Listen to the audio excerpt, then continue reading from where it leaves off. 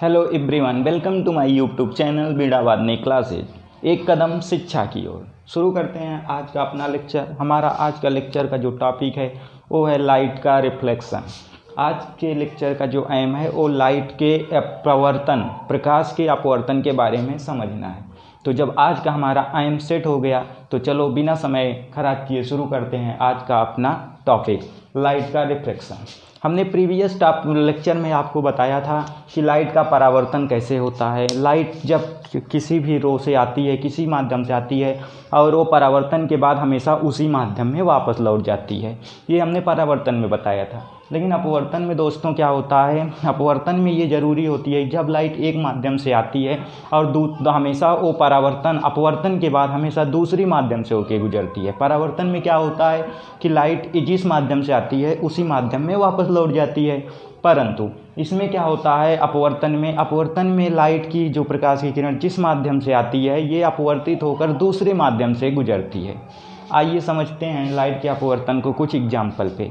पहले क्या होता था, बहुत पहले के समय में जब हमारे पास कोई जादू दिखाने वाला आता था तो जादू दिखाने वाला हमें क्या करता था, एक कटोरी लाता था और उस कटोरी में एक कॉइन रखता था। क्या करता था, हमारे पास एक कटोरी हुआ करती थी, वैसे एक कटोरी लिया रहता था और इस कटोरी में उसने एक कॉइन रखता था।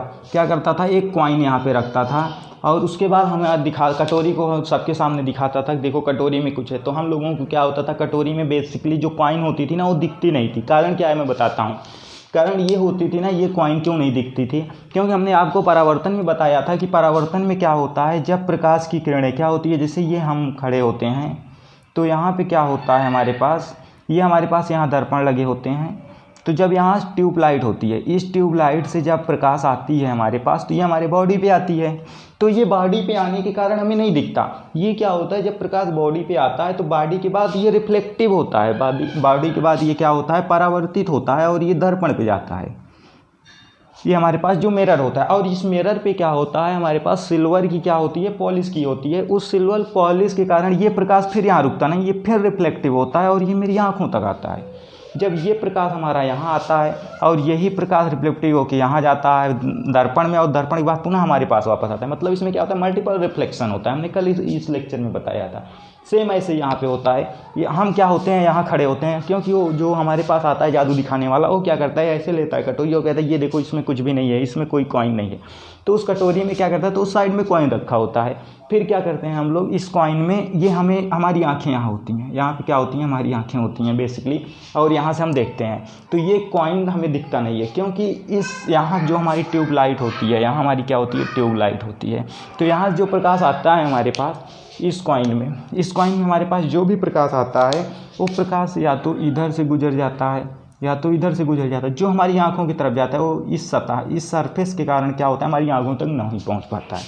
फिर वो क्या करता है, जादू दिखाने वाला हमारे सामने इसी कटोरी में क्या करता है, थोड़ा पानी डालता है। इस कटोरी में क्या करता है, वो थोड़ा पानी डालता है। इस कटोरी में जब उसने पानी डाल दिया ना, अब इसमें देखो ये हमारा माध्यम क्या था, एयर था, हवा में था। जब हमारा ये कॉइन था हवा में था, अब वो कॉइन हमारा कहाँ चला गया, पानी में चला गया। तो अब क्या होता है, हमारे सामने ये वाली कटोरी होती है हमारे पास, यहाँ पे हमारी क्या होती है, आंखें होती हैं, यहाँ से हम देख रहे हैं।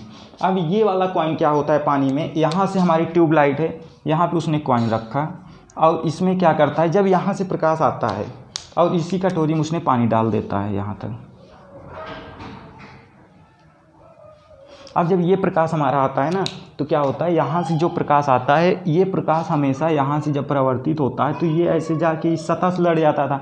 लेकिन इसमें क्या होता है, पानी के कारण ये अपने माध्यम से क्या होता है, विचलित हो जाता है, थोड़ा हट जाता है दूर, और ये प्रकाश यहाँ ना जाके ये प्रकाश थोड़ा हट के यहाँ चला आता है। ये प्रकाश यहाँ ना जाके ये हट के थोड़ा यहाँ चला आता है तो मेरी आंखों पे आ जाता है। और मेरी आंखों पे आ जाने के कारण ये जो कॉइन होता है हमें थोड़ा उठा हुआ, थोड़ा ऊपर उभरा हुआ दिखाई देता है। तो हम लोग क्या करते हैं, उस जादू से बोलते हैं हाँ इसमें क्या हो गया, कोई मैजिक हो गया। जबकि वास्तव में कोई मैजिक ना होता है, ये सिर्फ प्रकाश का परावर्तन का खेला होता है, इसमें कोई मैजिक वगैरह ना होता।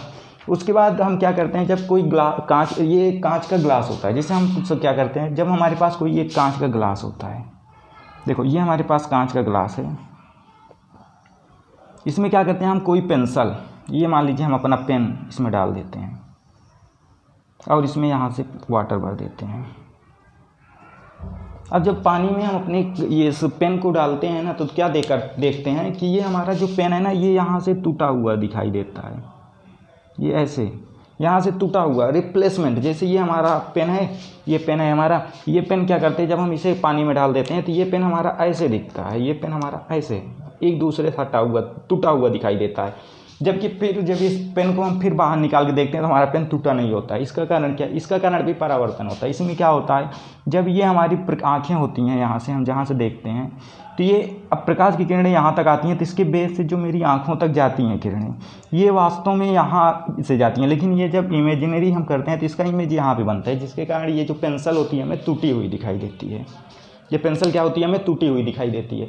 लेकिन इसके मेन पर्पज क्या है? प्रकाश के परावर्तन। तो हम कह सकते हैं कि जो भी हमारा प्रकाश होता है, ये परावर्तन के कारण ही हमें पानी में डाली हुई पेंसिल टूटी हुई दिखाई देती है, और ये हमारा कॉइन क्या होता है, थोड़ा उभरा हुआ दिखाई देता है। ये क्यों होता है? ये प्रकाश के अपवर्तन के कारण ही होता है।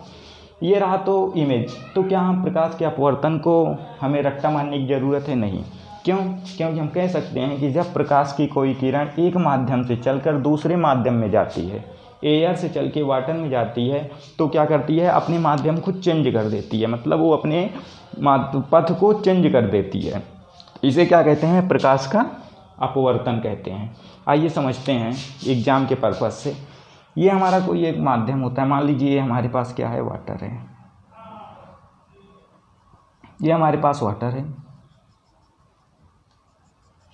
और उसके बाद हमारे पास ये एयर, ये हमारा माध्यम एयर है। जब प्रकाश की किरणें एयर से चल के आई वाटर पे, तो ये पानी के अंदर जाने पे इसे ऐसे जाना चाहिए, ऐसे चले जाना चाहिए, लेकिन ये ऐसे नहीं जाती। ये क्या करती है, ये जब वाटर में आती है तो ये अपने मार्ग से विचलित होकर इधर चली जाती है, ये मार्ग से विचलित होकर इधर चली जाती है। और ये जो हमारा चली जाती है, ये इस बिंदु से एक अभिलंब बना लेते हैं, ये हमारा अभिलंब होता है, ये अभिलंब होता है। इसे ओ एन डैश, ये हमारा एन ओ एन डैश क्या है, अभिलंब होता है, जिसे हम नॉर्मल बोलते हैं। इसमें क्या होता है, जब हमारी ये प्रकाश की एक किरण थी, ये एयर से चल के वाटर में आई, तो ये सीधे ना जाके अभिलंब की ओर क्या हो गई, झुक गई है, अभिलंब की ओर मुड़ गई है। तो इसे प्रकाश का अपवर्तन कहते हैं। क्या कहते हैं? जब कोई प्रकाश किसी एक माध्यम से, एयर से किसी एक माध्यम से चलकर दूसरे माध्यम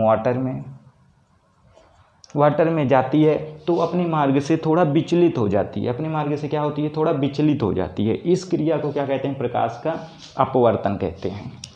अब ठीक उसी तरह जैसे प्रकाश के परावर्तन में हम पढ़ते थे, ये हमारी किरण आ रही है, तो ये हमारी कैसी किरण हुई, आपतित किरण। क्या हुई, आपतित किरण। और ये किरण हमारा रिफ्लेक्टिव होके गई, तो ये क्या हुई, अपवर्तित किरण।